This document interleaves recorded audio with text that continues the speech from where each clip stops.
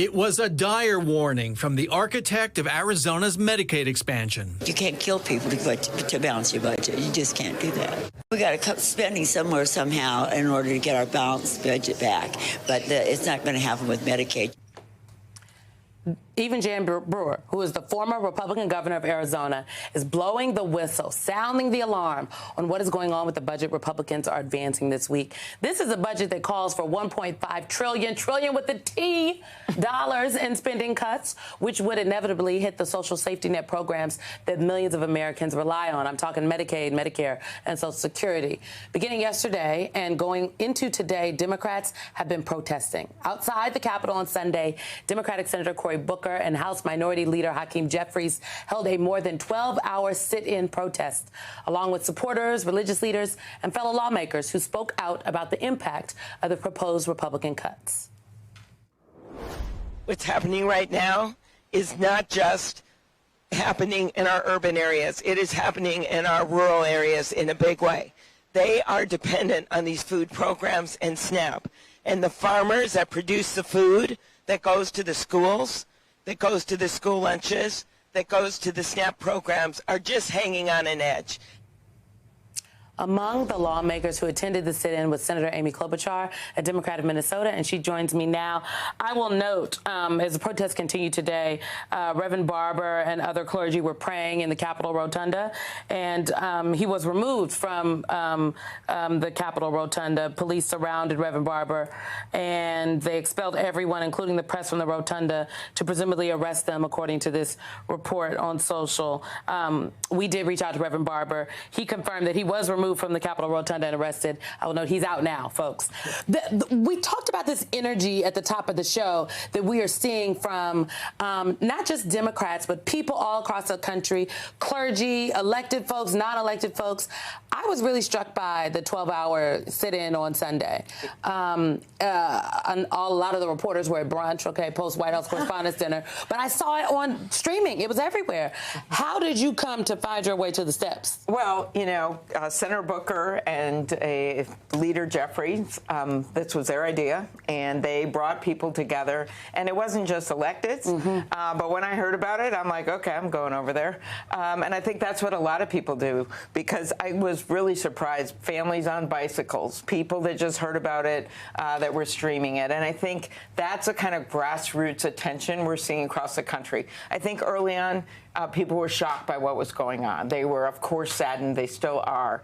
But what matters now is people are turning out in droves. You saw it in the Supreme Court race in Wisconsin, where the nominee, the Democratic nominee, beat the Republican in 10 different counties that Trump had won. So this isn't just poll numbers that is 100 days, which are just the worst poll numbers we've seen in any president since polling began. In the first 100 days, 37% of Americans don't only believe that he's handling the economy right. Think about that. Those are not just the incredible activists that are turning out at these events or sitting on the steps. This is also people who are quieter in rural areas, people who voted for them. I know a bunch of them voted for Donald Trump and me. They come up to me and tell me this, and they are not happy with what's going on because they don't like the chaos. The chaos is up. Corruption is up, and yes, costs are up. Ask anyone in the egg aisle.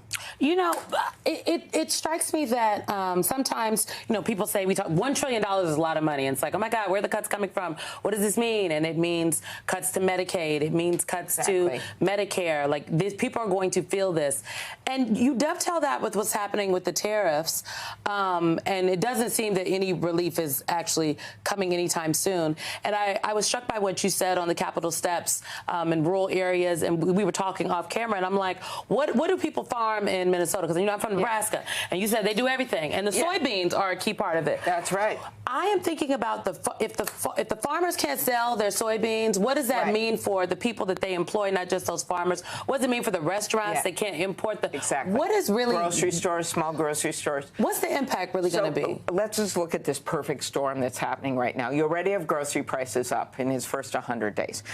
You already have many of these Social Security the very big concern of our seniors. They call in, no one's answering. They're closing down 47 offices. The budget, as you just pointed out, Simone, with Medicaid, there's no other way, the Congressional Budget Office said, to make these cuts except on the back of people who are in nursing homes. When you've got, in my state, half of the people in nursing homes are on Medicaid, even higher nationally. You look at that, and then you combine it with this economic assault. And this is going to hit rural Americans like you've never seen, because they tend to be older, they're farmers, they're living on smaller margins. And when you start messing around with their markets, 20% of what our farmers produce in the U.S. is exported. And when they start getting the retaliatory tariffs, or no one wants to buy their soybeans in China because they can buy them from Brazil very easily, you're going to devastate that farm economy. And what really bothers me as someone that cares about antitrust is not the big guys. You know, Tim Cook, and I, glad that he saved Apple, but he can walk in there and get an exemption for Apple. Or you got these big investors that show up with the Treasury Secretary at a closed-door meeting with a bank and with investors. My small business woman of the year that runs Busy Baby out of southern Minnesota, check it out, little stuff for the high chairs.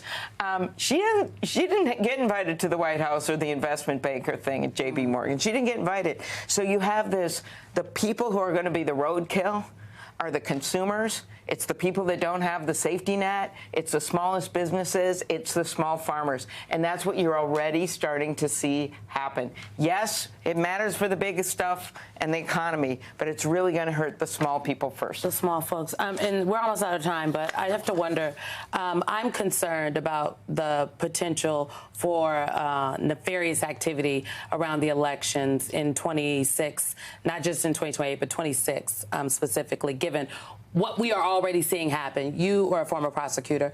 Are you concerned about what the Republicans might try to do to ensure they win elections? Of course, you've got a president there that has repeatedly denied the results of the election. He actually just recently said he was going to, Chris Krebs should be investigated, who is the guy who worked for him, who had the audacity to say that the elections were safe, just like his attorney general at the time, Bill Barr, did. So you've got that as the backdrop, and then you have the fact, as we've learned in the last few days, that they have decimated the leadership in the Civil Rights Division at the Justice Department, and that people are leaving, and you just won't have the will to enforce those laws. And I'm thinking not just on the actual voting, which I hope will hold because the states often control the mechanisms for voting, but you've got the enforcement of the voting laws. Even the Supreme Court, in a 5-4 decision in 2023, this same Supreme Court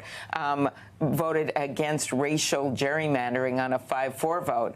And that was a case that was supported by, not brought by, but supported by Civil Rights Division of the Justice Department. They bring these cases. That's their job, to make sure that the law is enforced. So, of course, this is a major concern when you look at who works in the Civil Rights Division and the kind of important work they have to do when it comes to elections. Or who used to work there, because now they're all gone.